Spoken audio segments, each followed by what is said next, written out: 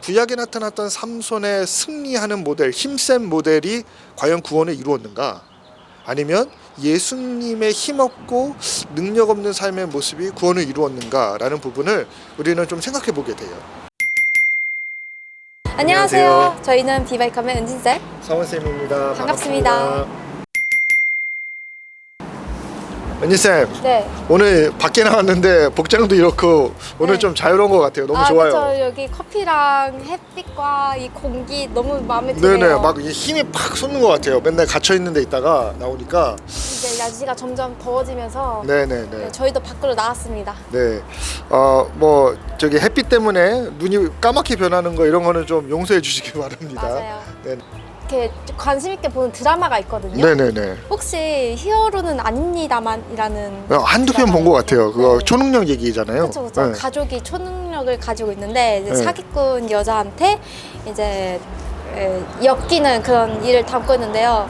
성경에도 좀 비슷한 인물이 있지 않나라는 생각이 들어요. 초능력이요? 네. 초능력 쓰는 사람 엘리야.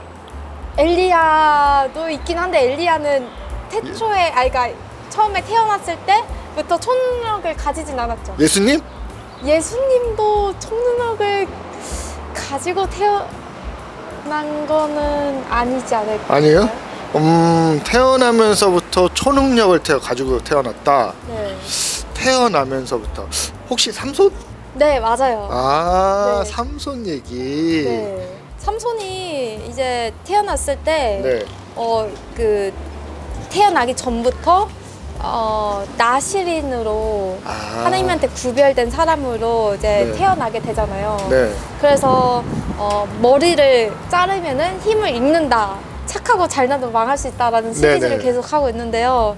삼손이 좀 그런 면이 있지 않을까. 그렇죠. 삼손도 어떻게 보면 초능력자라고 볼 수 있죠. 네, 그렇죠. 나는 삼손 그럼 약간 마동석도 생각나요. 그 범죄가 가득한 도시에 혼자 정의를 지키기 위하여 근육을 활용하는 그 마동석 아저씨. 아니 형제님? 그렇죠. 근육몬 그 이미지가 있긴 하죠. 그렇죠, 그렇죠. 삼손이. 삼손. 네. 우리가 삼손에 대한 이야기를 살펴볼 때 삼손 좀 특이한데요. 삼손이 태어날 때 그가 굉장히 독특한 환경에서 태어나는 거 아세요? 그가 어머니가 사실은 성경에 의하면 그 대주제 중에 하나인데 불임 여성에게서 삼손이 태어납니다. 그래서 아이를 낳을 수 없는 여자였는데 삼손이 태어나는 과정들을 기적적으로 묘사하고 있어요.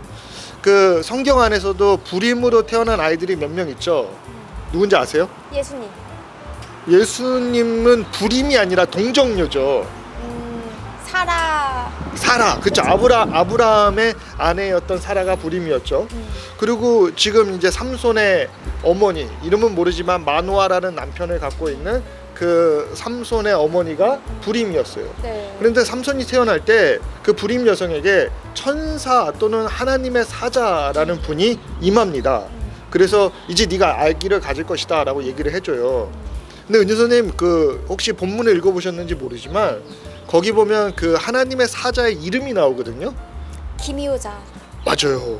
우리가 김효자 그럼 누가 생각나세요? 예수님. 예수님. 네. 그래서 그 마누아가 만났던 인물은 하나님의 사자는 구약에 나타나시는 예수님. 그러니까 우리가 예수님이 태초부터 계신 분이잖아요. 그리고 성육신하에 오시잖아요. 하지만 그 이전에 나타나신 역사를 뭘로 아느냐? 김효자라는 자신의 이름으로 그 마노아의 가정에 나타나셨어요. 그리고 뭐라 그러시냐면 이제 아기가 태어날 것인데 그 아이가 하나님의 일을 할 것이다. 성령 안에서 일을 할 것이다라고 얘기를 해줍니다. 그래서 마노아가 제사를 드려서 그 오신 사자 하나님의 사자를 영접하는데 순간적으로 사라지세요. 그러니까 이제 우리가 하나님 얼굴을 뵈서 이제 죽었다 그러는데 와이프가 더 지혜로운 것 같아요. 와이프가 아니라고 우리를 죽일 것이면 번제도 받지 않으셨을 거라고 그러면서 위로하고 이제 아이가 태어납니다. 근데 아이가 태어나는 삼손이 태어나는데 두 가지 제한 조건이 있어요. 맞아요. 혹시 아세요? 그 포도주를 금하라고 했고요. 그렇죠. 그다음에 포도주나 독주를 마시지 네. 말아야 되고 그다음에 머리에 삭도를 대지 말라고. 머리에 칼을 대면 안 됐어요. 그러니까 이발하면 안 되는 거예요. 나시린이라는 것 자체가 구별된 자로 태어났다는 거예요. 그러니까 어떤 독특한 구별점을 가지고 태어나는 거죠. 그래서 그가 이제 하나님의 사람으로 하나님의 사명을 위하여 태어나서 자라납니다.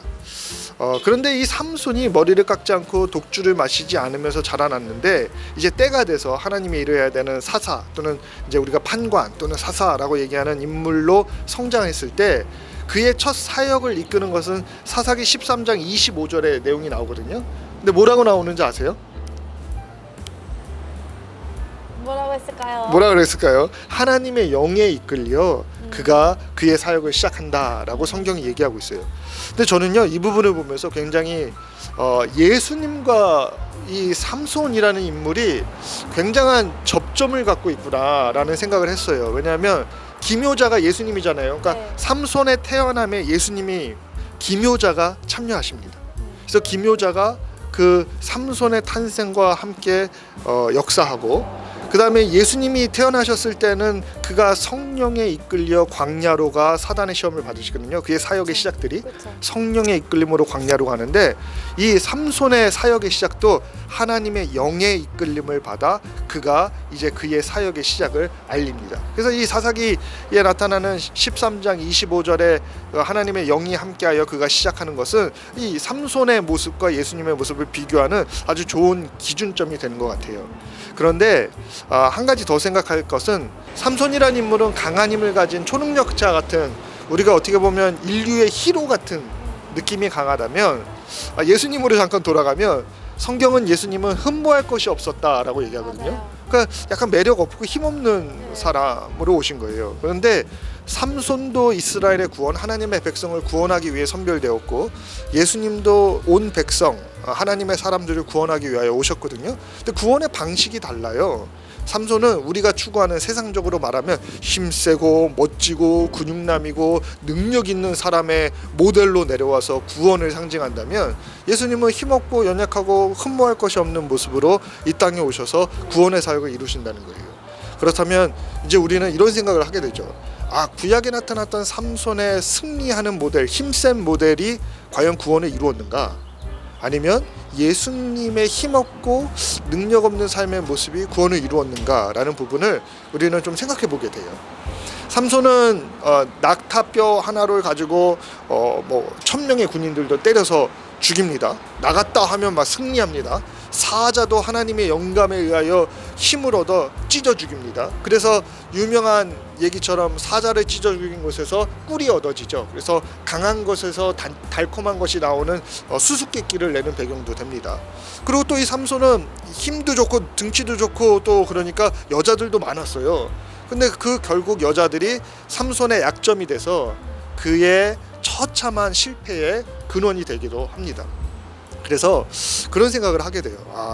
힘이 세다고 능력이 많다고 성공하는 걸까? 하나님의 사람들이 하나님의 능력으로 받은 그 은사와 달란트들을 사용할 때 그 좋은 것만 받았다고 늘 승리만 할 수 있는 것일까? 삼손의 케이스 안에서는 그렇지 않다라는 거죠. 오히려 과하게 부어준 것이 독이 되어서 그가 실패하는 근원이 됩니다.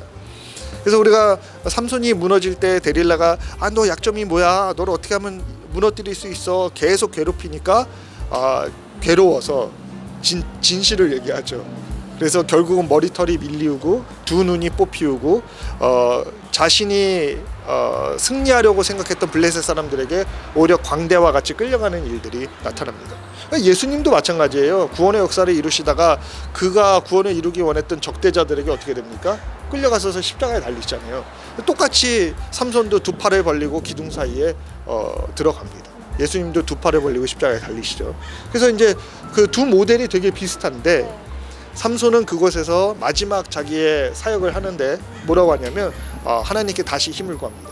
삼손이 다시 기도하고 파르스름하게 나고 있는 그 잔털 머리 안에서 다시 하나님과의 언약이 회복되고 그리고 그 언약의 회복됨을 통하여서 기둥을 붙잡고 몸을 부풀렸을 때 이전에 죽였던 것보다 더 많은 적대자들을 죽이고 순직하는 순교하는 역사를 보게 됩니다.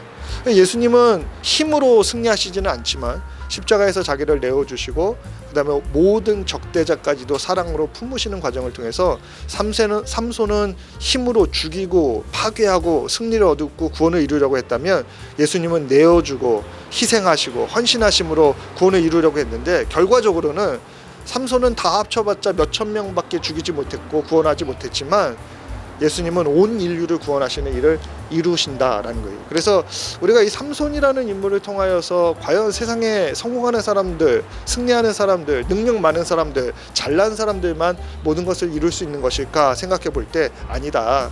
잘나도 실패할 수 있고 그리고 오히려 모자른 듯 보여도 하나님의 사랑 안에서 승리할 수 있다라는 것을 생각하는 또는 생각하게 해주는 그런 삼손의 이야기가 아닌가 잠시 이렇게 짚어봤습니다.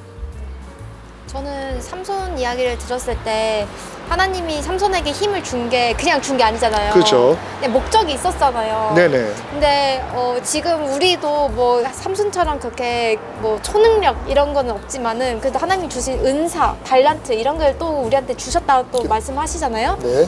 근데 이런 은사들을 내 것으로 생각하는 순간 삼손처럼 되는 것 같아요. 이 주시는 것도 하나님이시고 하나님이 이거를 개인마다 하나님의 그 목적을 이루시려고 주신 건데 근데 이게 내 거다 싶은 순간에 삼손처럼 이렇게 좀 안 좋은 일을 좀 당할 수 있지 않나. 맞아요. 네. 근데 그런 반면에 예수님은 충분히 십자가에 안 돌아갈 수도 있었는데 하나님의 목적에 이루시게 하신 거잖아요. 어떻게 보면 예수님도 자기를 내어주어 희생의 제물이 되신 거죠. 네. 근데 예수님도 죽기 직전에도 겟세마네 동산에서 피 흘리면서까지 기도를 하셨는데 그만큼 죽음을 두려워하시고 무서워하셨는데 근데 예수님은 끝까지 하나님의 그 목적에 맞게 하나님 나라에 맞게 자신을 내어주고 그렇게 희생을 했던 모습을 보면서 아 내가 가진 것이 다 은혜구나를 하나님이 주신 목적에 맞게 사용해야 되겠다라는 생각이 좀 들더라고요. 네. 그래서 삼손 이야기를 들으면서 내가 가지고 있는 것들 뭐 은사가 될 수 있고 아니면 정말 재물이 될 수도 있는 거고 그런 것들이 하나님께서 괜히 주신 게 아니구나. 이거의 대가가 항상 있구나. 그런 생각이 좀 들게 되는 것 같아요. 그래서 세상의 강함을 추구하는 것보다 그리스도 안에서 연약함을 추구하는 것이 때로는 세상의 성공이라고 말하는 것을 뒤집는 신앙 안에서의 역전의 성공이 될 수도 있는 것 같아요. 네. 여러분도 지금 가지고 있는 것들 하나님이 주신 거이기 때문에 항상 돌아보면서 하나님의 왜 이걸 나에게 주셨을까를 고민하는 시간을 좀 가졌으면 좋겠습니다. 네. 네. 그러면은 오늘도 영상 시청해 주셔서 감사하고 다음 시간에 만날게요. 감사합니다. 감사합니다.